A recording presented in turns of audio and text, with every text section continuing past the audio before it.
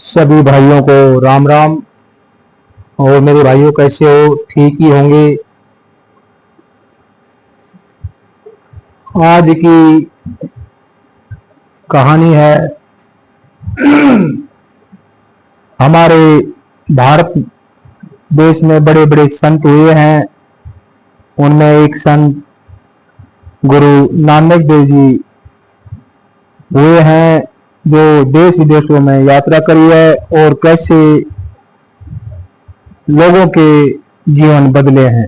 इस कथा को सुनने से पहले चैनल को सब्सक्राइब और लाइक कर लें, ताकि आने वाला वीडियो और नोटिफिकेशन आपके पास तुरंत पहुंच जाए। जमाने के इनकलाब से हैरान न हो, क्योंकि आसमान को इस तरह की हजारों कहानियां और कविताएं याद हैं। एक बार का जिक्र है, एक साहूकार था जो अपने कारोबार में अन्य लोगों से बहुत भिन्न था। उसे एक पूरे गुरु की खोज थी, जो उसे सत्य का ज्ञान दे सके। उन दिनों गुरु नानक देव का नाम हिंदुस्तान के कोने कोने में फैल चुका था।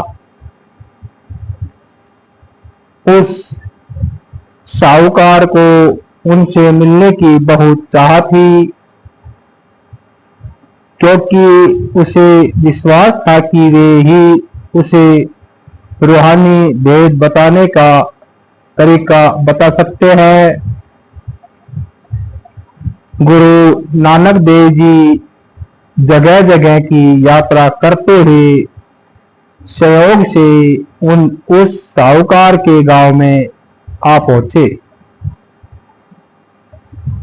उन्होंने कुछ दिनों तक उसी गांव में रहने का फैसला किया।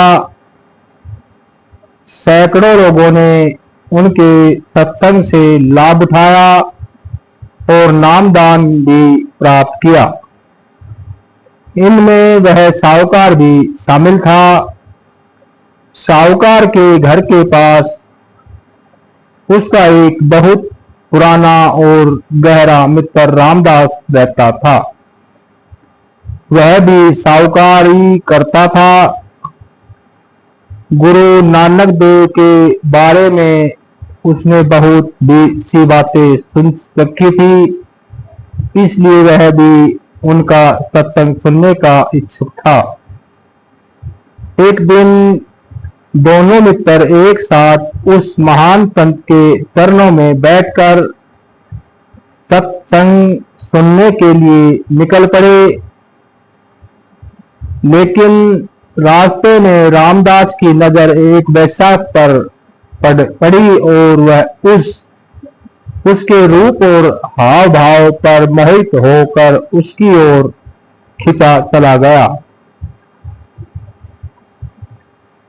उसके मित्र ने उसे रोकने की कोशिश करते हुए कहा, भले आदमी, मुक्ति के आनंद को छोड़कर नरक की आग में मत कूद।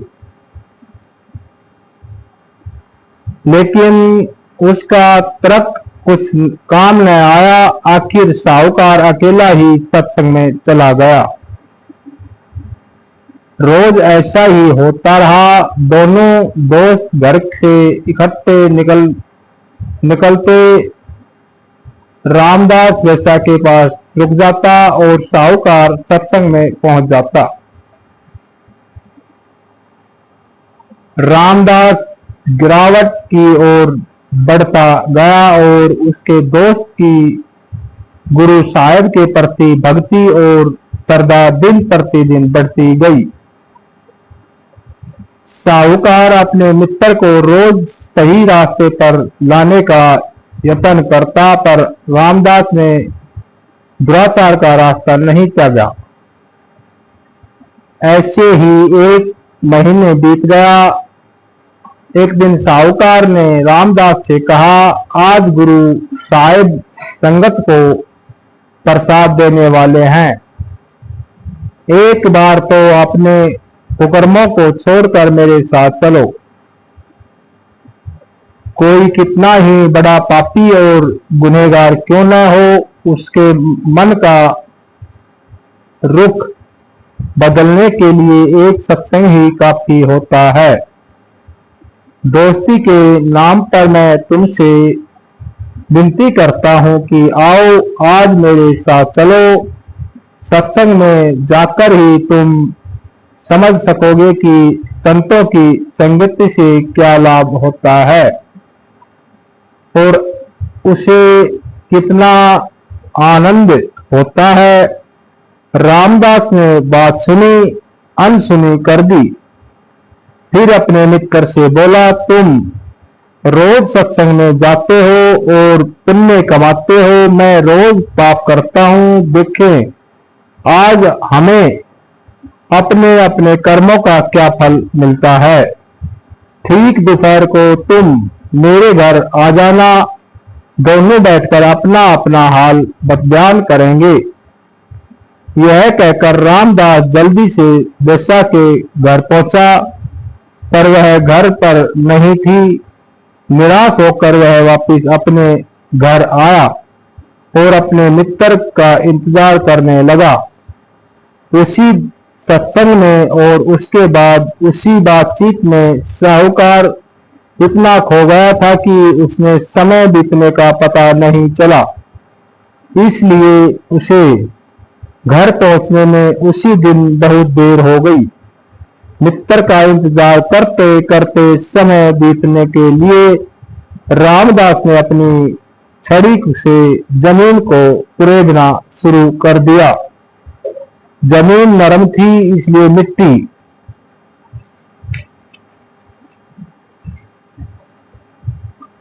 निकलती गई। थोड़ी देर के बाद छड़ी एक मिट्टी के घड़े में टकरा, जिससे मुंह पर ढक्कन लगा हुआ था। रामदास ने ढक्कन हटाया तो देखा कि ऊपर ही एक सोने की मोहर पड़ी है। यह सोचकर कि पूरा घड़ा मोहरों से भरा हुआ होगा, उसने जल्दी से उसे जमीन से निकाला। निकाल लिया, पर जब उसने देखा कि उसमें केवल एक मोहर है और बाकी सब कोयले के टुकड़े हैं, तो वह बहुत निराश हुआ। खुद को दिलासा देते हुए उसने कहा कि चलो, बिना मेहनत किए एक मोहर तो मिली। उसी समय उसका मित्र लंगड़ाता हुआ चला आया। वह दर्द से बहुत परेशान दिखाई दे रहा था। तुम्हें क्या हुआ? रामदास ने पूछा। क्या बताऊं? अचानक एक लंबा शूल मेरे पैर में चुभ गया और मैं जख्मी हो गया। बदकिस्मती से शूल अंदर ही टूट गया, जिससे दर्द और भी बढ़ गया। इस तरह रामदास हंसा और बोला, मेरे भाई, अब तुम खुद ही देख लो कि सत्संग में जाकर तुम्हें क्या मिला और पाप करने से मुझे क्या हासिल हुआ। तुम शूल की पीड़ा से चिल्ला रहे हो और मुझे सोने की मोहर मुफ्त मिल गई है। क्या तुम अब भी सत्संग का गुणगान करते रहोगे? ये शब्द चाहे एक ऐसे व्यक्ति ने कहे थे जिसने संतों के सत्संग के आनंद का जरा भी अनुभव नहीं था। फिर भी साहूकार के मन में शंका पैदा हो गई। वह सोचने लगा, ऐसा क्यों है कि दुनिया में पाप फलता फूलता और नेकी करने वाले हमेशा दुखी और मुसीबत में ही झेलते हैं। रामदास हमेशा पाप करता रहा और मैं सच्चे दिल से तुम्हारी भक्ति करने की कोशिश करता रहा। फिर भी उसे मोहर मिल गई और मुझे मिला शूल का असियाना दर्द। सतगुरु की सत्संग में जाने का कोई लाभ है भी या नहीं? क्या मुझे गुरु के दिखाए रूहानी मार्ग पर चलते रहना चाहिए, कहीं यह सब एक भ्रम, एक धोखा तो नहीं है।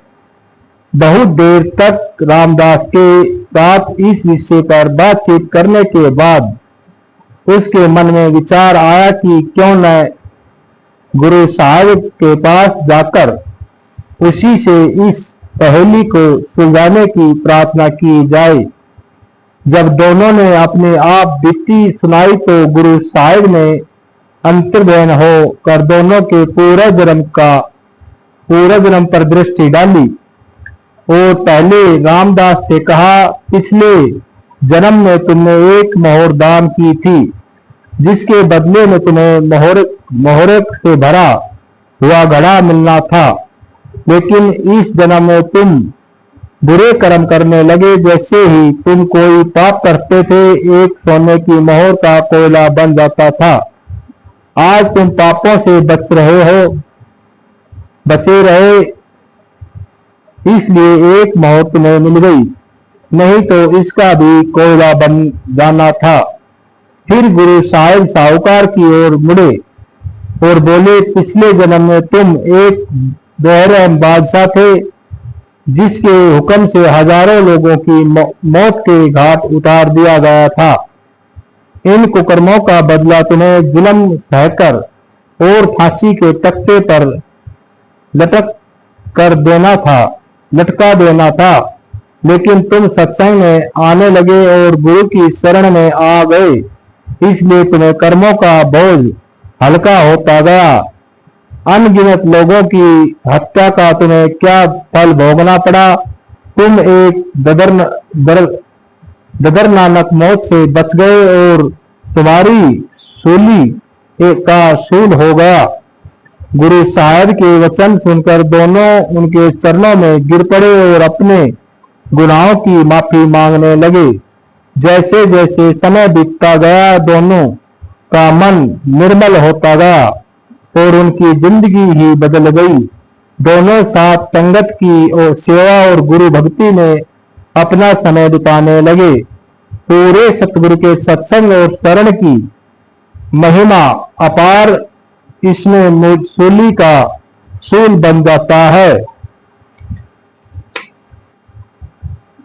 बोलो गुरु नानक देव महाराज की जय हो, सभी संतों की जय हो।